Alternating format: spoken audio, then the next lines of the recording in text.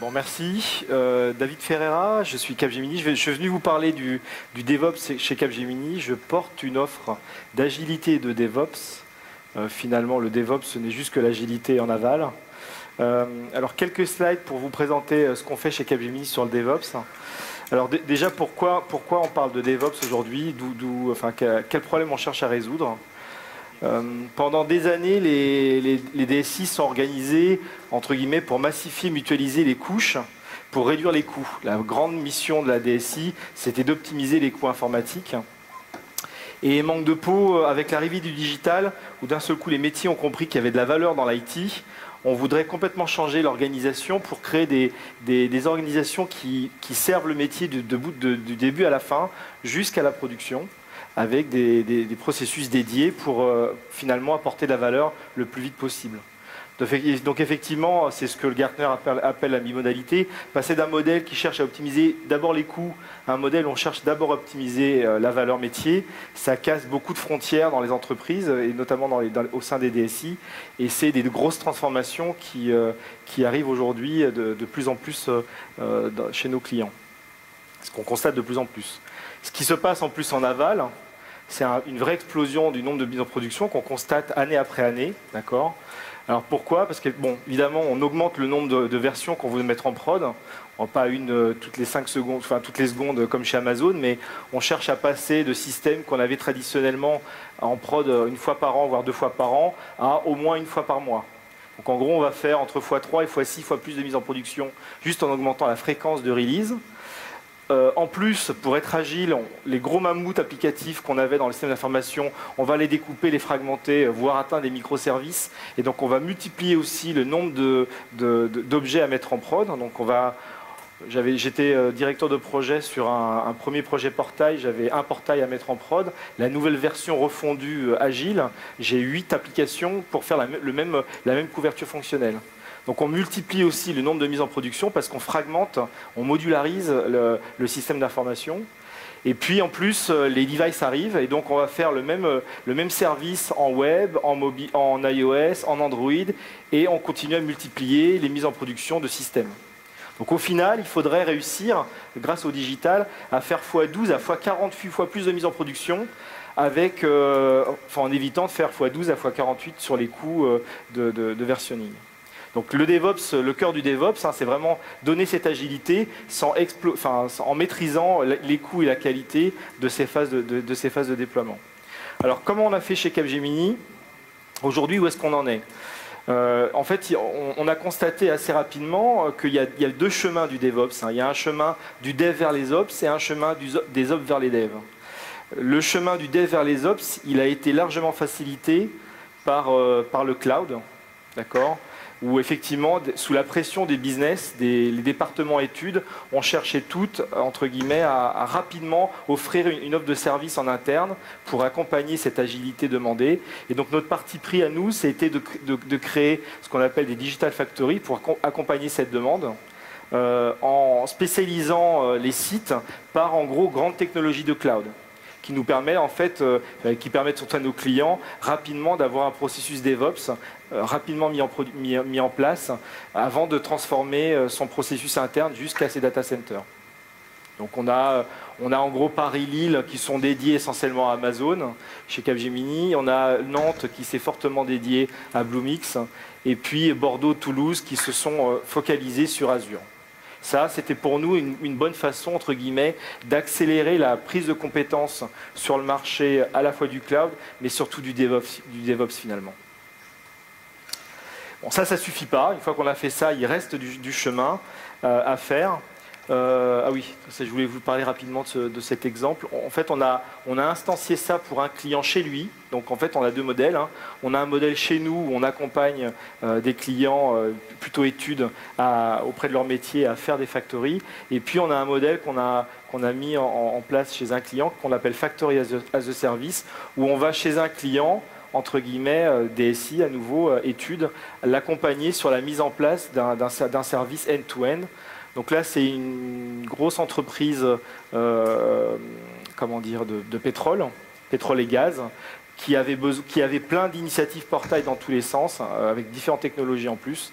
Et donc, ils voulaient, entre guillemets, refondre cette stratégie autour d'une seule plateforme unique et d'un service de bout en bout qui va entre guillemets, du dev jusqu'à la prod et la prod managée, avec en gros une offre interne auprès de ces métiers où maintenant tous ces métiers viennent y faire ces portails avec un canevas technologique unique, entre guillemets, qui est basé sur l'iFray essentiellement, et puis un processus DevOps de bout en bout où on va sur toutes les plateformes déployer la même chose de la même façon avec un socle technologique maîtrisé.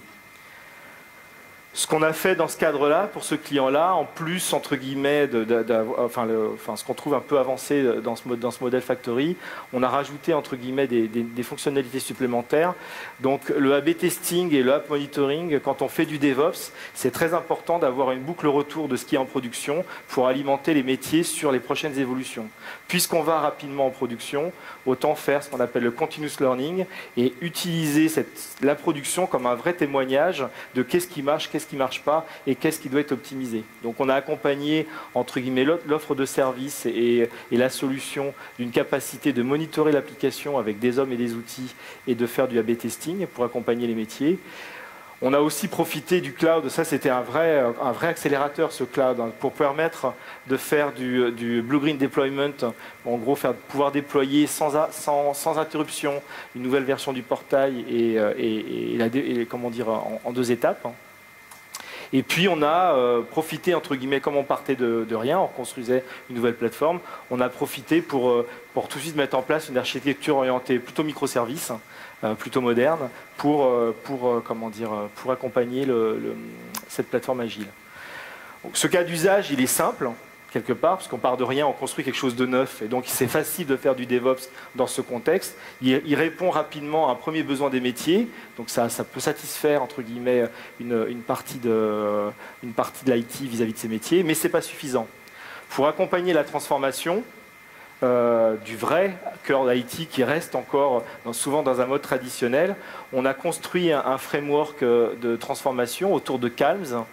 Donc, je ne sais pas si vous connaissez tous Calms, mais effectivement, on va chercher à travailler au sein de l'entreprise, à coacher l'entreprise dans sa transformation de la culture pour que les devs comprennent ce qui se passe en prod et que les gens qui font de la prod comprennent le métier du dev.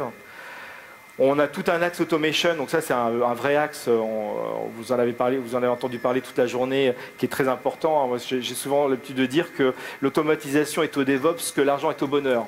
Ça ne fait pas tout, mais ça aide quand même énormément. Le Lean, donc là on revisite avec nos clients en support, on les accompagne dans, entre guillemets, la transformation de leur processus pour leur donner un sens client systématique et pour en gros laisser tomber toutes les choses que l'ingénierie avait amenées un peu par habitude et par strat, donc pour alléger les processus. Il y a tout un volet très important quand on fait du DevOps et dans cette transformation, c'est tout ce qui est autour des mesures. Pour générer le continuous learning, il faut qu'on prenne l'habitude à la fois de mesurer son propre processus de développement, mais aussi mesurer l'efficacité d'un système en production.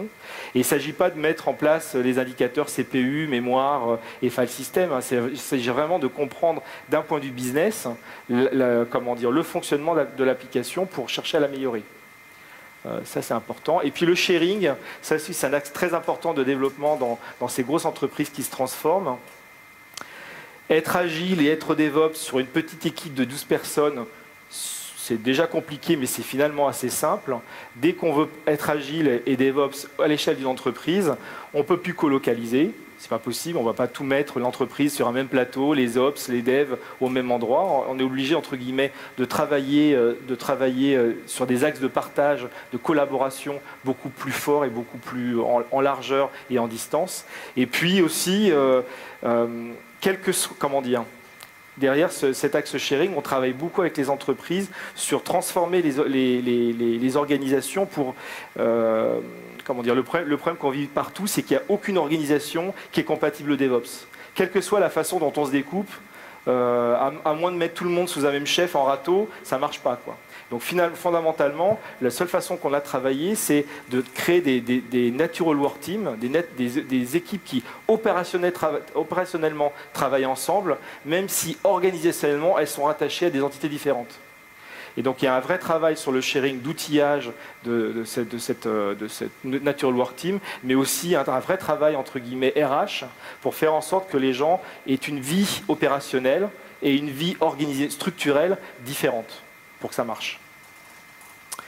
Donc ça, c'est aujourd'hui ce qu'on a sur les axes sur lesquels on travaille. Hein. Donc accélérer le DevOps en fournissant des solutions avec du cloud pour les études qui sont sous une pression énorme des clients métiers. Et puis accompagner les transformations. Il y a des vrais chantiers énormes là. On verra tout à l'heure, mais je pense qu'il y a des vraies transformations à faire dans les entreprises. Ça, c'est ce qu'on fait aujourd'hui. Jean-Guillaume, viens nous dire qui tu es et qu'est-ce que tu vois dans DevOps demain. C'est bon, je peux parler? On m'entend? Bonjour. Donc moi qui je suis? Déjà je suis architecte généraliste, donc je suis absolument pas expert DevOps. Donc si je viens, c'est que voilà, l'idée c'était d'avoir un œil externe un petit peu sur cette démarche-là. Et en particulier être un peu critique, provocateur. Et parler de choses, des tendances que l'on voit en fait, chez nos clients et qui me semblent intéressantes de partager. Donc je suis absolument pas expert DevOps, je préfère le dire. Moi, quand je vois les présentations DevOps, souvent on parle d'automation, des choses comme ça, mais je trouve qu'il y a un parent pauvre là-dedans, c'est le référentiel des artefacts binaires. Et souvent on n'en parle pas, comme si c'était évident comme chose.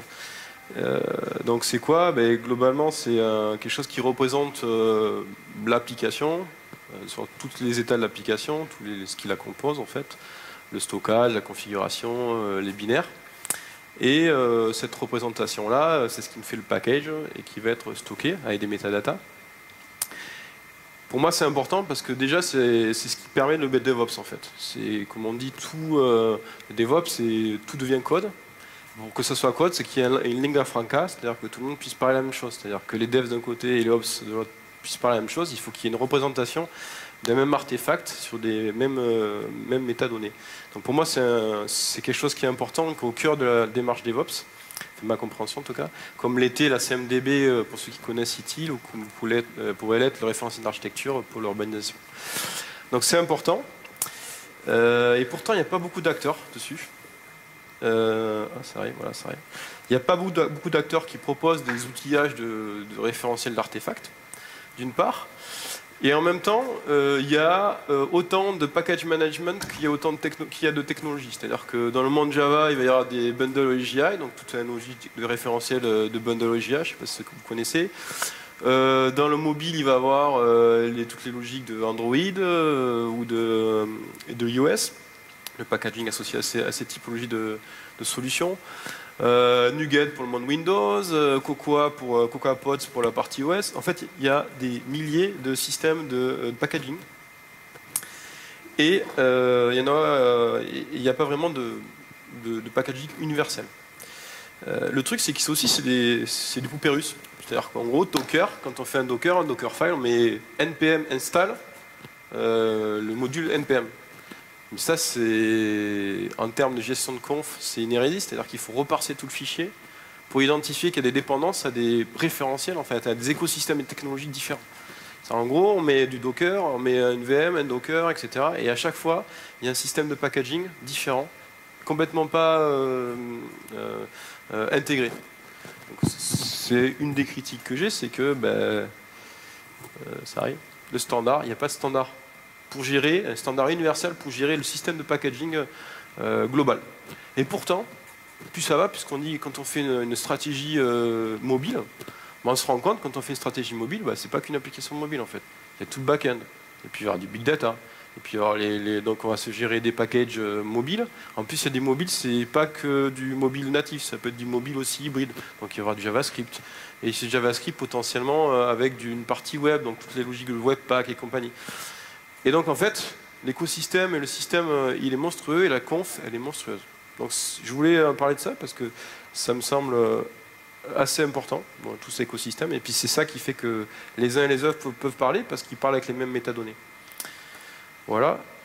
Deuxième sujet sur lequel, et toujours sur la partie référentielle, c'est quand même pour moi assez essentiel, c'est que, comme par analogie à la production industrielle, hein, donc vous voyez, moi je suis quand même, c'est quand même un peu conceptuel tout ce que je vous raconte, mais bon.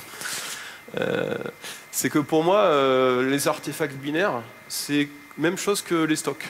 C'est des stocks en fait. C'est des stocks de produits intermédiaires et des stocks de produits finis. Et sauf qu'on sait très bien que dans la production industrielle, les stocks, c'est là où il y a le capital, c'est là où il y a la valeur. Et l'objectif, c'est qu'il y ait le moins de stocks possible intermédiaire. Il faut que ça tourne vite. Plus ça tourne vite, plus l'entreprise gagne de la valeur et moins elle a de trésorerie à mobiliser. Donc, et je pense qu'il est vrai dans l'industrie et aussi vrai dans le monde logiciel. C'est-à-dire que le DevOps, en fait, c'est aussi une logique de retour arrière rapide du client. Mais pourquoi? C'est pour rapidement pouvoir valoriser son stock de production. Lui donner de la valeur vis-à-vis du marché. Et c'est une constante économique. Et je pense que le DevOps s'inscrit complètement là-dedans. Voilà.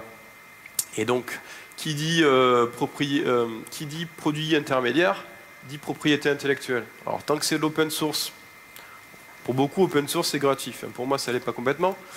Donc, propriété intellectuelle, c'est aussi des licences open source ou des licences propriétaires. Et les produits finis, bah, c'est des contrats commerciaux, donc c'est ça qui donne la valeur. Ces deux choses donnent la valeur. Pourquoi je parle de tout ça?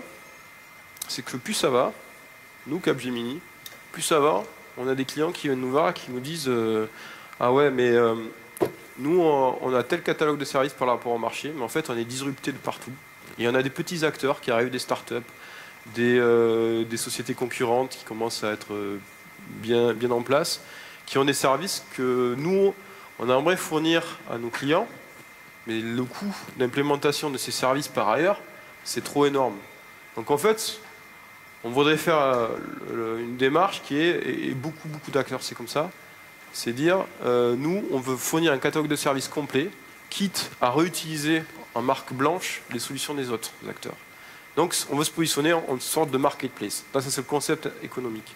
Mais qui dit marketplace, dans ce monde-là, c'est quelque part une logique d'App Store.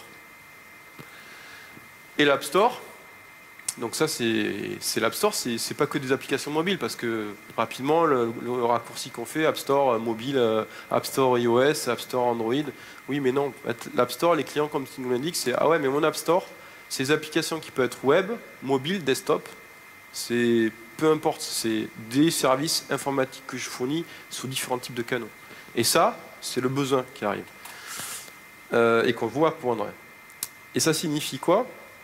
Ça signifie qu'il va y avoir des acteurs qui vont avoir le front, et qui veulent l'internaliser chez eux. Donc ils ne veulent pas utiliser celui du cloud de chez Amazon, le marketplace d'Amazon, le marketplace de Apple ou de Google. C'est qu'ils veulent avoir le leur propre, avec leur système de facturation, de billing, etc. Donc d'une part. Et donc il va y avoir plusieurs acteurs. Donc ceux qui fournissent le marketplace informatique, ceux qui viennent l'alimenter, donc les fournisseurs, les premiers fournisseurs du contenu informatique, qui peut être le fournisseur de marketplace, mais aussi des partenaires. Et ça peut être aussi j'ai oublié. Donc oui, et ceux qui fournissent pas l'application finale, mais les petites briques, les librairies qui vont être introduites là-dedans. Donc ça signifie quoi? Ben, quand on voit les clients, on leur dit oui, ok, vous voulez faire un marketplace, mais ça signifie quoi? Ça signifie que d'une part, vous allez devoir faire une intégration de plein de lignes de production, comme ça peut être dans le monde industriel avec des gestions de PLM, ce qu'on appelle Product Lifecycle Management, qui est collaboratif entre différents partenaires. Ben c'est le même type de concept en fait. C'est-à-dire concrètement, il va y avoir des lignes de production plutôt Java, .NET, mobile, pas mobile, de différents partenaires, et la propre, pas la... Donc, et tout ça, il va falloir que ça soit intégré. Et c'est ce qui arrive, c'est ce qui va générer le marketplace de librairies de valeur sur le marché. Et si on va plus loin, c'est pour ça que je rembraye sur la partie référentielle, c'est qu'en ce moment, il se passe plein de choses au niveau du blockchain. Alors, c'est un peu le buzz, mais quelque part, il y a des réalités. C'est qu'il y a la logique de micro-paiement qui arrive. Et la logique de micro-paiement, ça a chamboulé pas mal de choses sur cette logique de marketplace, parce qu'il va falloir que des échanges financiers se fassent, mais pas sur une logique de mensuel, c'est à la consommation. C'est-à-dire que la librairie qui est downloadée par une chaîne de DevOps, ok, je donne la librairie, telle version, donc paf, c'est tel micro-paiement. Et on pourrait même inverser, alors c'est un peu supputé, mais que la logique licence open source, peut-être qu'il y a un modèle qui est freemium, c'est-à-dire c'est tout est gratuit ou alors c'est payant en support, enterprise. On pourrait imaginer une logique de micro-paiement au milieu. Bon, au final, c'est libre, mais c'est pas complètement gratuit. C'est pas cher, mais c'est pas complètement gratuit. C'est peut-être un pouillème de centimes d'euros qui sera payé à chaque fois que c'est utilisé. Donc c'est la monétisation. Et donc voilà, je voulais vous parler de ça parce que nous, c'est souvent maintenant qu'on a des clients qui viennent vers nous et qui disent ah, je voudrais faire une marketplace, une app store chez moi, etc., etc. Et ça signifie tout ça derrière. Voilà. Merci Jean-Guillaume. Donc ça c'est terrible dans l'informatique. On n'a même pas terminé de se transformer que déjà on voit les choses nouvelles arriver. Donc ça c'est pour rester éveillé. Néanmoins aujourd'hui il y a des gens qui se transforment. Et je passe la main à Alexandre qui va se présenter d'Airbus Hélicoptère. Oui, merci. Bonsoir à tous. Donc je me présente. Je suis Alexandre Barbier. Je suis responsable des architectes techniques chez Airbus Hélicoptère. En deux mots rapidement. Donc Airbus Hélicoptère c'est le premier hélicoptériste mondial, d'accord. C'est à peu près 20 000 personnes à travers le monde. C'est plus d'une vingtaine en fait de filiales de par le monde. C'est d'un point de vue répartition de ce personnel, une grosse partie en Europe entre la France et l'Allemagne, les US et en Asie. Côté donc informatique, aujourd'hui on a deux sites principaux informatiques, un qui est basé qui est le principal qui est basé à Marignane. Qui hoste l'intégralité ou la majorité des applications backbone de Airbus Hélicoptère. C'est une DSI approximativement donc, de 300 personnes. Et un autre site principal qui est situé en Allemagne, à Donauwörth, à une centaine de kilomètres de Munich, sur lequel on a aussi deux autres data centers qui hostent donc, des applicatifs, je dirais, plus germanique à destination donc, de nos collègues allemands. C'est aussi donc environ un parc assez hétérogène d'un point de vue informatique. C'est une multitude de technos. C'est aussi bien du Windows dans quasiment toutes les versions, du Linux dans beaucoup de distributions, de l'AX, du Solaris, des backbones multiples type SAP, type Windchill, et après une multitude de petites applications que on verra notre business à développer de son côté et qu'on a donc dû prendre à notre charge sur autant de technos qu'il peut y avoir aujourd'hui sur le marché. On a donc énormément de choses à gérer d'un point de vue technologique. Voilà, maintenant ça c'est pour la picture. Je vais juste donc faire un topo donc globalement sur notre failli me blesser. Sur notre organisation. Notre organisation est assez classique et je pense qu'on la retrouve dans la majorité des grandes entreprises aujourd'hui. Il y a donc le pôle de développement, le pôle études. On a donc de l'autre côté le pôle des opérations. Au milieu, tout à l'heure je décrirai, mais on a un certain nombre donc, de départements plus transverses que je décrirai. Et on top, eh ben, on a nos clients. Nos clients qui sont soit nos clients internes, soit des clients qui achètent des hélicos et auxquels on revend du service, soit des partenaires. D'accord ? Donc ça, c'est les trois grandes catégories. Les clients, comme tous les clients que l'on a, et je suppose que c'est le cas pour tout le monde, ont plein d'idées, ils ont plein de choses à faire, ils veulent faire plein de choses vite, très vite, et ils ont de l'argent. En général, ils ont de l'argent. Et c'est ce qu'on leur demande, souvent, nous, informatique, c'est avez-vous le budget ? Donc en général, donc, ils attendent de notre part, en résultat de ce budget-là, un niveau de qualité et un niveau de réactivité qui est à hauteur de ce qu'ils engagent comme budget. D'accord ? Lorsqu'on lance un projet de notre côté, on s'appuie avant tout sur une première cellule, qui est une cellule transverse, qui est la cellule des architectes. La cellule des architectes aujourd'hui, c'est deux mondes dans les architectes. C'est les architectes, disons, solutions, qui font donc la première qualification du besoin qui est exprimé par le client, qui essaye de voir grossièrement quel type de besoin le client souhaite adresser et si on a des réponses à lui apporter et si on peut donc lancer un projet. Ça, c'est la première catégorie des architectes. Sur la deuxième catégorie, j'y reviendrai après, on rentre en jeu un petit peu après.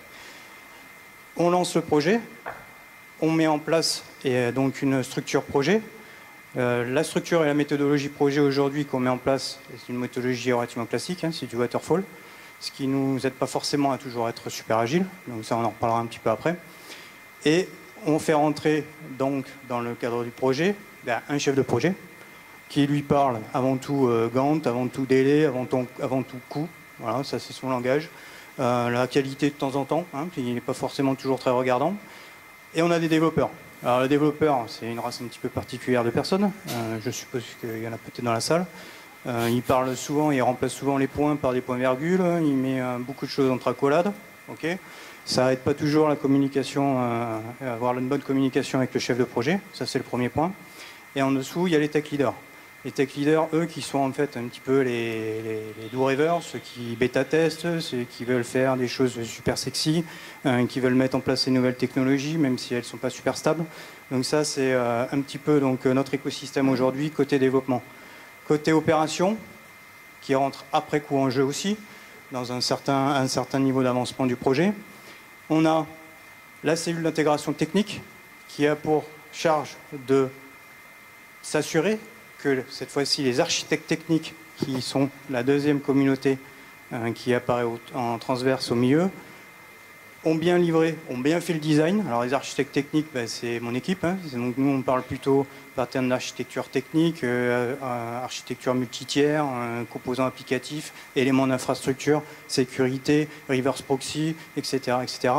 Et on design tout ça, on l'envoie à la cellule d'intégration technique. Ils digèrent, ils regardent ce qu'ils ont à faire, et ils vont voir donc les responsables d'application en disant voilà, il y a une application qui arrive, voilà comment elle risque de fonctionner. C'est toi qui vas devoir la gérer. Alors, responsable d'application, lui, son seul langage et sa seule vision, entre guillemets, qu'il peut avoir, avant tout, c'est le SLA, c'est-à-dire le niveau de service qu'on lui demande en regard des engagements business qu'on a pris.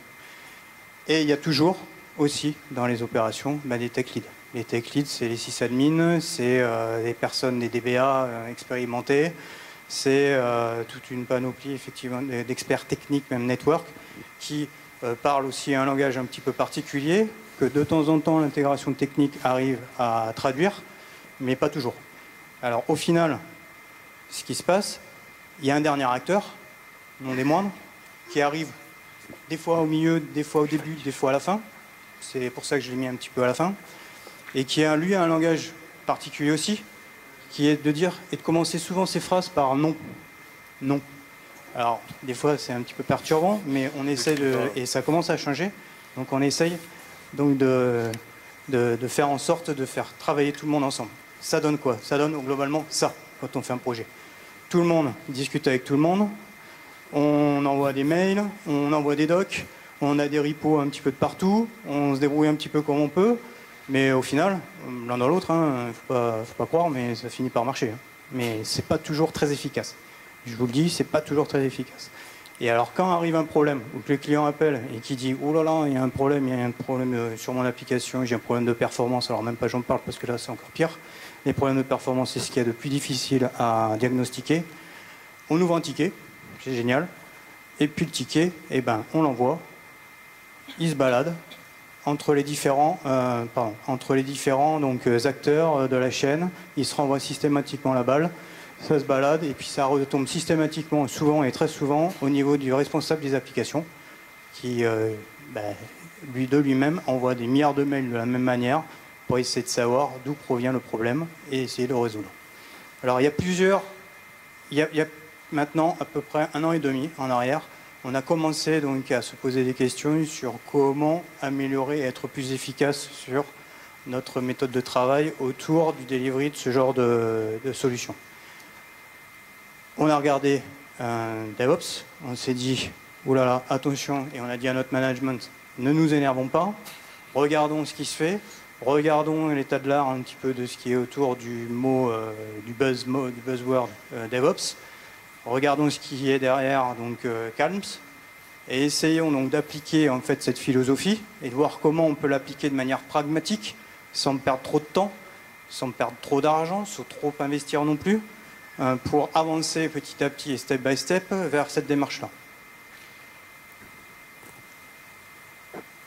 Alors, on a commencé dans cette démarche-là de manière assez pragmatique. Alors, contrairement à tout ce qu'on a pu voir éventuellement, effectivement, dans l'ensemble des présentations, on prend le problème à l'envers.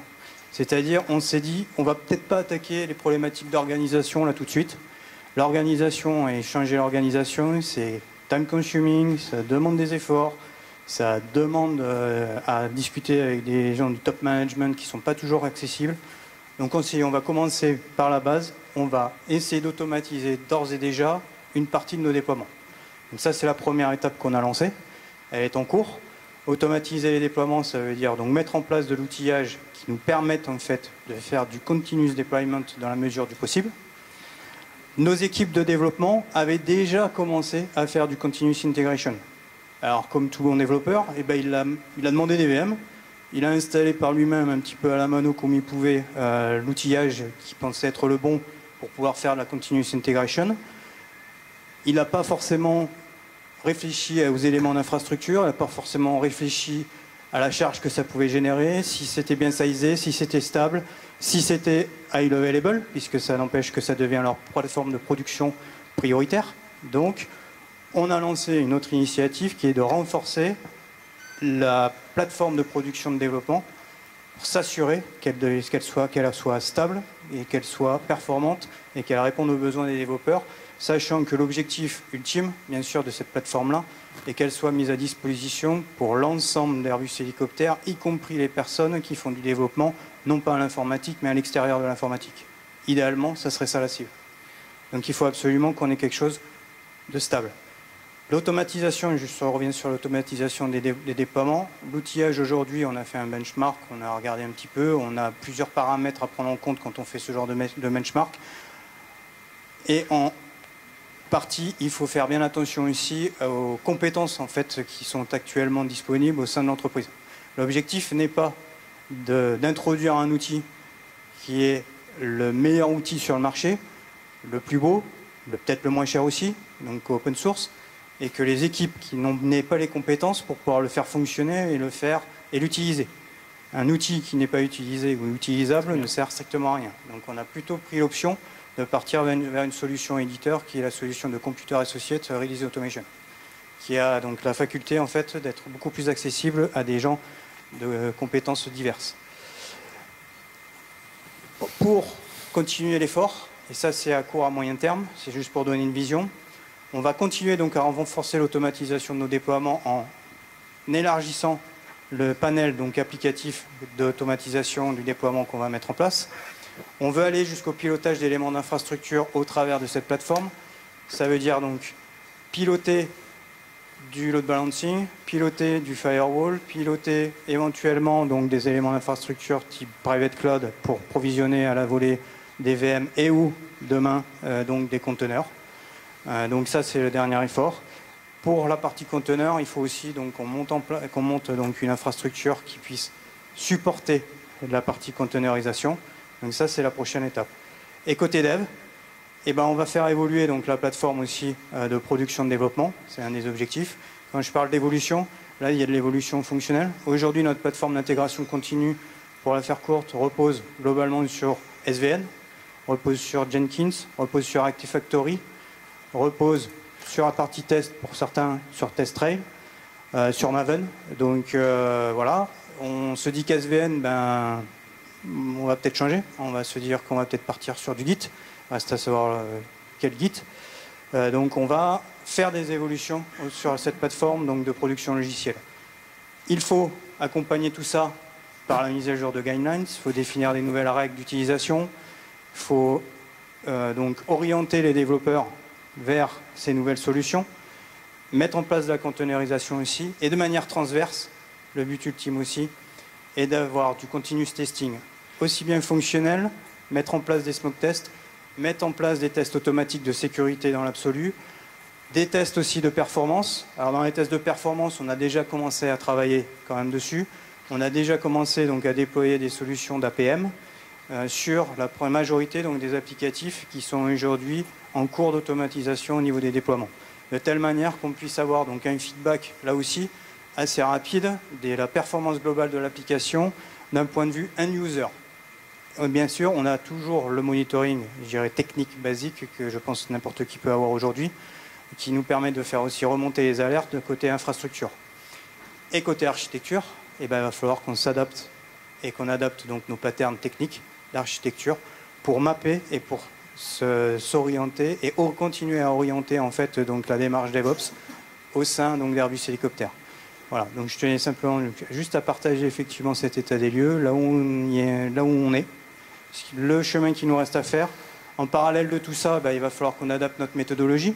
Tout à l'heure, je disais qu'on était principalement en méthodo waterfall. On va partir plutôt sur du agile. Là, il faut donc toucher les aspects méthodologiques. Agile, ça veut dire aussi, quelle que soit l'approche agile, ça veut dire aussi s'outiller, pouvoir donc mettre en place des solutions qui permettent de gérer les sprints, gérer les backlogs, interconnecter tout ça donc avec la plateforme DevOps et l'ensemble des composants DevOps. Donc on va travailler sur ces éléments-là aussi.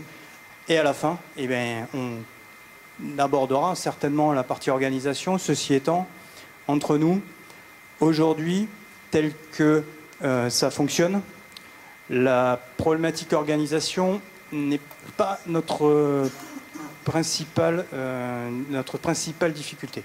Ça repose beaucoup sur la volonté des personnes.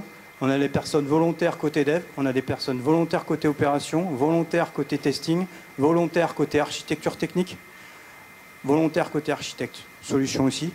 Donc globalement, tout le monde s'est mis en ordre de marche pour s'accrocher au wagon de cette initiative DevOps et essayer de le suivre en essayant de se calquer à l'organisation d'aujourd'hui.